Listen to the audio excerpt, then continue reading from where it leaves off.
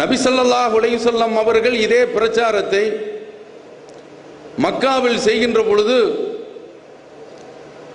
இன்றைக்கு அந்த சோதனை நாம் அடைந்து விடவில்லை. அல்லாஹ் நம்மை அந்த வகையிலே பாதுகாத்து இருக்கின்றான்.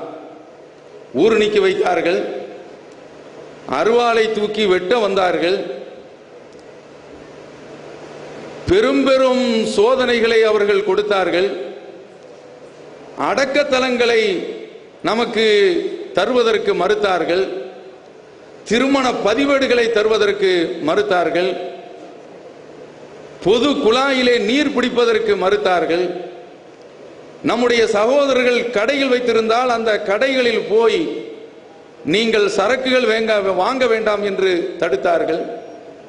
இது போன்ற சோதனைகளை தான் கொடுத்தார்கள். ஆனால் நபி ஸல்லல்லாஹு அலைஹி வஸல்லம் அவர்கள் இந்த பிரச்சாரத்தை செய்கின்ற போது அவர்களுடைய தோழர்கள் சந்தித்த வேதனை மிக கடுமையானது.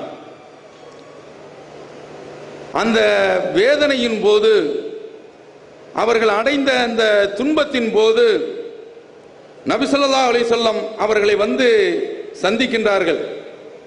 ஹப்பாப் பின் அல்-அர்த் ரலியல்லாஹு தஆலா அன்ஹு அவர்கள், அல்லாஹ்வுடைய தூதர் அப்போது காபாவிலே ஒரு போர்வையை தலையணையாக வைத்துக் கொண்டிருக்கக்கூடிய அந்த நேரத்தில், அலா தஸ்தன்சிருலனா, நீங்கள் அல்லாஹ்வுடைய தூதராக இருக்கின்றீர்கள், வேதனை மலைகள் எங்களை நோக்கி பொழிகின்றன, சோதனை அலைகள் எங்களை நோக்கி கட்டுக்கடங்காத அளவிற்கு வந்து கொண்டிருக்கின்றன, நீங்களோ அல்லாஹ்வுடைய தூதர், ஒரு பிரார்த்தனை உதவி கேட்டால் போதுமே என்று நபி ஸல்லல்லாஹு அலைஹி வஸல்லம் ஒரு இடத்தில் கேட்கின்றார்கள். அலா ததுவுலனா, எங்களுக்காக வேண்டி நீங்கள் பிரார்த்தனை செய்யக்கூடாதா என்று கேட்கும்போது நபி ஸல்லல்லாஹு அலைஹி வஸல்லம் அவர்கள் அந்த மக்களிடத்தில், அடிபட்ட மக்களிடத்தில், உதைப்பட்ட மக்களிடத்தில், சாதாரணமான அடி கிடையாது, அதையெல்லாம் நீங்கள் வரலாற்றிலே ஹதீஸ்களிலே மிக தெளிவாக தெரிந்திருக்கின்றீர்கள், அதை நான் நீட்டிக்கொண்டு செல்ல விரும்பவில்லை.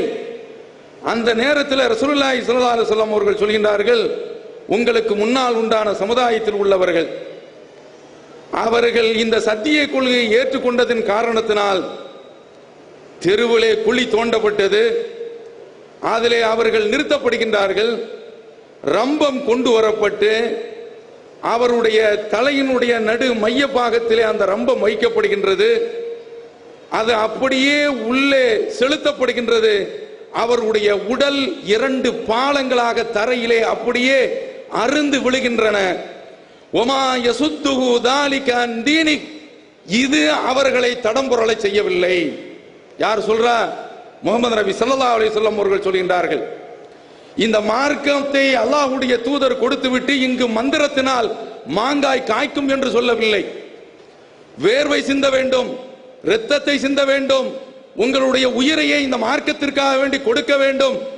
அப்படி உயிரை பணயமாக கொடுத்துதான் உங்களுடைய தேக்கு மரம் போன்ற தேகங்களை இந்த உடலுக்காக வேண்டி நீங்கள் செங்கலாக கொடுத்தாக வேண்டும்.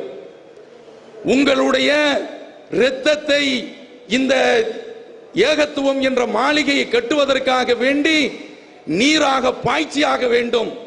அதைத்தான் ரத்தின சுருக்கமாக நபி ஸல்லல்லாஹு அலைஹி வஸல்லம் அவர்கள் இந்த வார்த்தையிலே வடித்து கொடுக்கின்றார்கள்.